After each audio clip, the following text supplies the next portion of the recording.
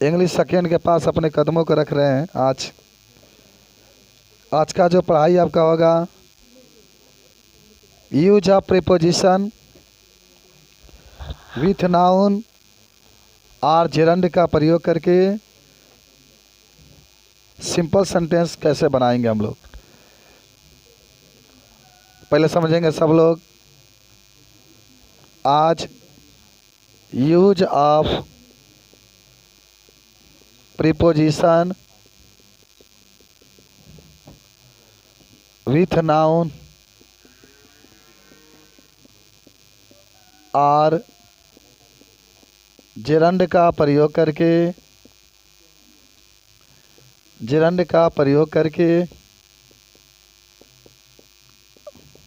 Simple sentence बनाना।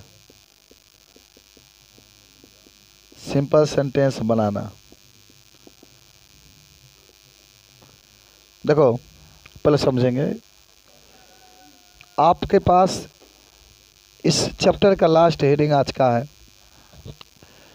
कि use of preposition. आप preposition सब लोग पढ़े होंगे।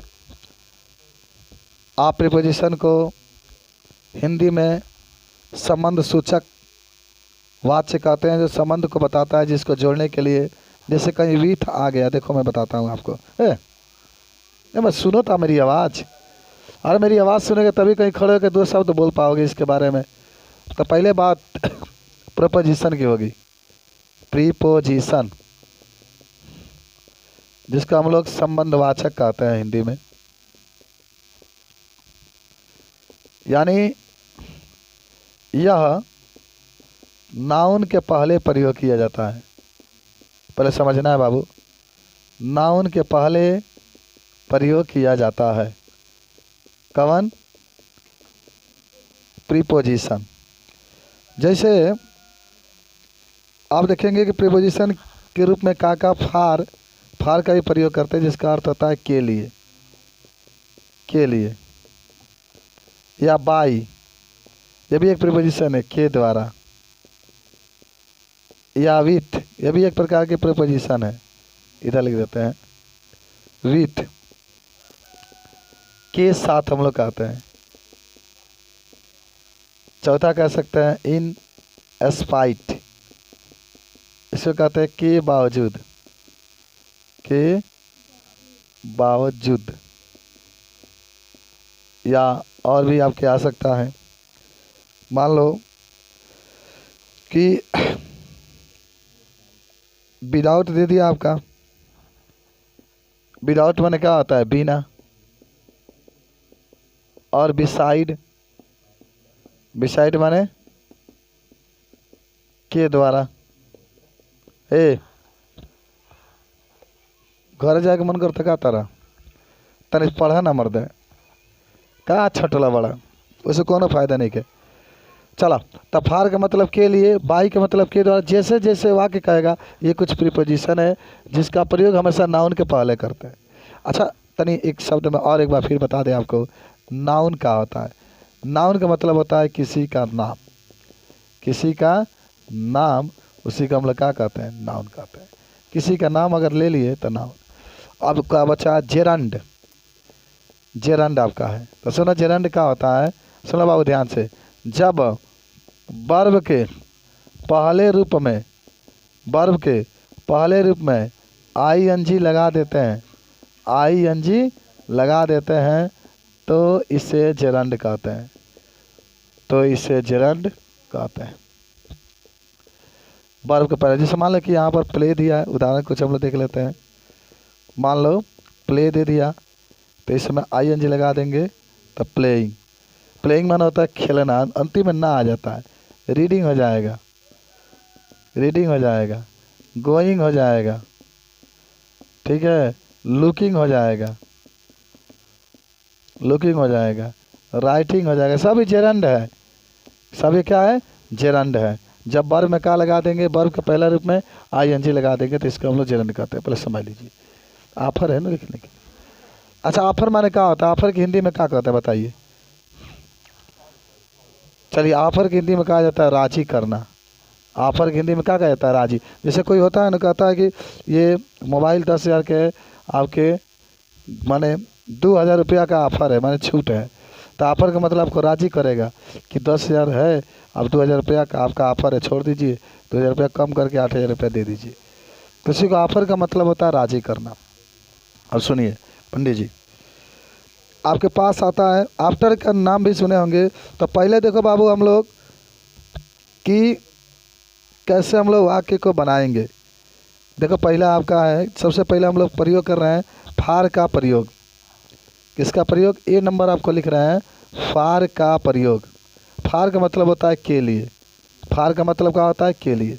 देखिए एक वाक्य हम लोग देखते हैं, I bought a book. I bought a book, बोले समझेंगे सब लोग। मैंने एक किताब खरीदा। I spent 20 rupees. I spent माने खर्च किया, 20 माने 20, और रुपीस माने क्या था? रुपया। हमने 20 रुपया क्या किया? खर्च किया। अच्छा देखो, अब इसको कई तरीके से बना सकते हैं कि आई बॉट ए बुक, मैंने किताब खरीदा, और आई स्पेंट 20 रुपीज़, और मैंने 20 रुपया क्या किया? खर्च किया। तो समझना है।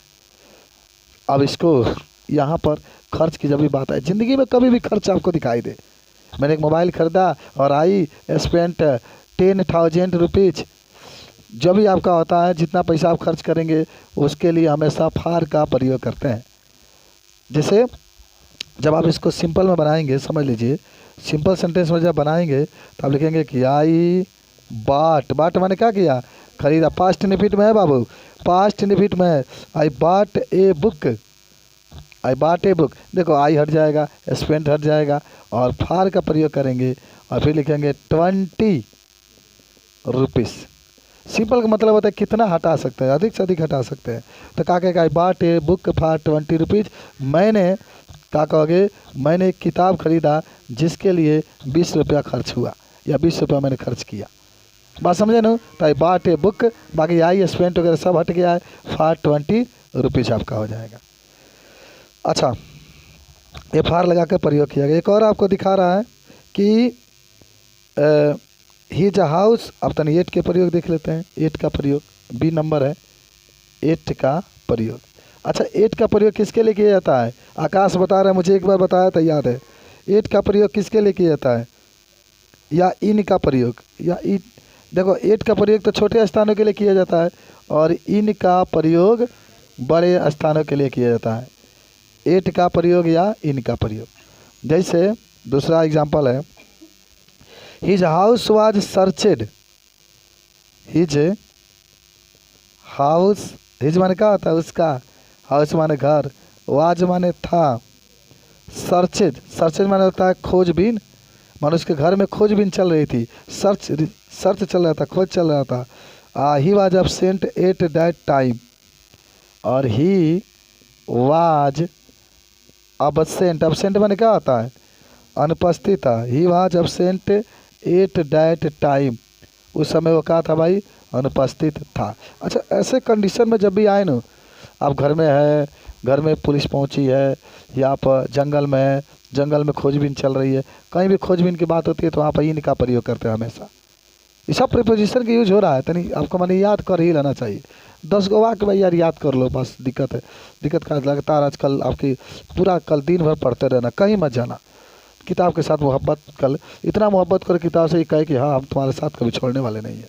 चले बनाते हैं इसको सिंपल में। क्या कहोगे? His house, his house was searched. पहला वाक्य में तो कोई परिवर्तन नहीं हो रहा है ना।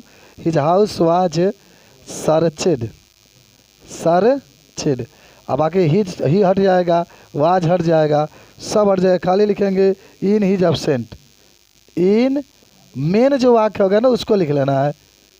मानो उसके घर में सर्च, उसके घर में search, his house was searched in his absent. उसके घर में सर्च उसके अनुपस्थिति में हो रही थी, उसके अनुपस्थिति में हो रही थी, वो उपस्थित नहीं था। ए राजकुमार इधर बात करो, वो उपस्थित नहीं था इसलिए उसके घर में सर्च हो रही थी। बाकी देखो ही से कोई मतलब नहीं है, डबल ही तो कभी लिखाता नहीं है, वाज लिखोगे नहीं। केवल आपको क्या करना है, पूरा हटा करके, वाज यहाँ पर लग चुका है तो सेकेंड में तो लगेगा ही नहीं, वाज यहाँ पर है तो नहीं लगेगा। ही जो लिख दिया तो ही नहीं लगेगा, केवल अब्सेंट मेन शब्द है। अच्छा, आप एट हीज अब्सेंट भी लिख सकते हैं, लेकिन घर के अंदर है, अंदर जब बात होती है तो इन का ही प्रयोग किया जाता है। अंदर जब बात होगी ऊपर जो होता है तो अपान का प्रयोग किया जाता है। ठीक है, अभी आप सब सीख जाएंगे। सी नंबर आ जाइए। सी नंबर ये है कि अब जो प्रयोग होगा, अच्छा आप इसको चाहो तो प्रीपोजिशन से भी जोड़ सकते हैं। अब तनी देख लेंगे हम लोग जेरंड बना करके कैसे जोड़ेंगे। जेरंड जेरंड का मतलब क्या होता है, जेरंड से कैसे बनाएंगे। आईएनजी जोड़ते हैं ना जेरंड का मतलब, जैसे आपका दिया है I have examination the statement. अच्छा, आपका भी टाइम टेबल आने ही वाला है, जब आ जाए आपका वेट करना पड़ेगा 10 तारीख ले। I have examined statement, the statement लिखा है, द स्टेटमेंट कह रहा मैंने परीक्षा का स्टेटमेंट मेरे पास है। I find many error in it. I माने मैं, फाइंड माने पाया, और मेनी माने होता है अनेक। मेनी माने क्या होता है, अनेक। एरर माने होता है त्रुटि। एरर माने त्रुटि इन इट। मैं कह रहा मैंने एग्जाम दिया लेकिन उसमें अनेक त्रुटियाँ मैंने क्या किया, पाया। देखो आई है हटा दो, तब देखो दो तरीके से आप इसको लिख सकते हैं। एक लिखा गया कि ऑन एग्जामिनिंग द स्टेटमेंट। देखो अगर जैसे मेरे कहने का मतलब है, अगर चाहते हैं कि इसको आप जेरेंड बना करके बनाएं, जेरेंड बनाएंगे आप इसको, तो जब भी जेरेंड बनाएंगे तो आई हट जाएगा, है हट जाएगा, और इसमें आप आई एन जी जोड़ देंगे। समझो, तनी जेरेंड बना के प्रयोग करेंगे तो आई हटेगा, है बटेगा, इसमें आई एन जी जोड़ देंगे। अगर जेरेंड नहीं बनाना चाहते हैं तो I have examination the statement, ठीक है ना। और तब आगे आप लिख सकते हैं इन मेनी एरर लिख सकते हैं, इन मेनी एरर, ऐसे ही बना सकते हैं। और अगर आप दूसरे तरीके से बनाना, यही से बना लो ना, ठीक रहेगा आपका। मेरे जेरेंड से अगर बनाना चाहते हैं तो देखिए ध्यान से, तो आई है हटा दो, ऑन लिखना, ऑन माना होता है पर, और तब इसको एग्जामिनिंग करना पड़ेगा। देखो ई डी जुड़ा है ना, हटा करके वर्ब के पहले रूप में आई एन जी लगा देते हैं, तो एग्जामिनिंग द स्टेटमेंट। बाकी आई है हट चुका है, स्टेटमेंट। अब बाकी दूसरा वाक्य में तो कोई परिवर्तन नहीं होगा। आई फाइंड मेनी एरर, आई फाइंड मेनी एरर मैंने एग्ज़ाम दिया, उसमें बहुत ज़्यादा गलतियाँ हमने पाया, बहुत अधिक गलतियाँ हमने किया। ठीक है, तुम लोग गलती मत करना। अच्छा देखो, कह रहा है कि he has failed many times. He has failed many time. वो अनेक बार फेल कर गया, वो अनेक बार क्या कर गया, फेल कर गया। He still hope to succeed, लेकिन फिर भी वो माने पास होने की आशा रखता है। ही माने वह, स्टिल माने फिर भी, होप्स माने आशा रखता है, होप्स माने आशा करता है, टू सक्सीड माने होता है सफलता का, लेकिन फिर भी वह सफलता का आशा करता है। ये आपका दिया गया है। तो एक दो तरीके से बना लो। सबसे अच्छी बात है कि कह रहा है कि he has failed many times, he still hopes to succeed. तो जेरेंड का प्रयोग करके अगर इसको बनाते हैं सिंपल सेंटेंस में, तो क्या होगा आपका, जब बनाएंगे तो in spite of many failure.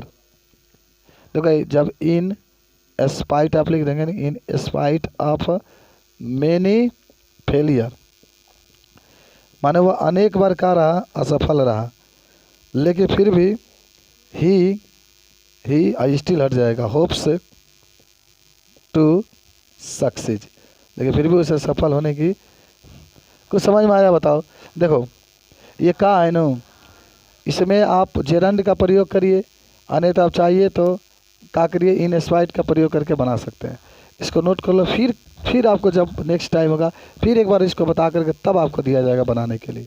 उतना भी आपको इसके पहले वाले जितने पढ़े थे ना सब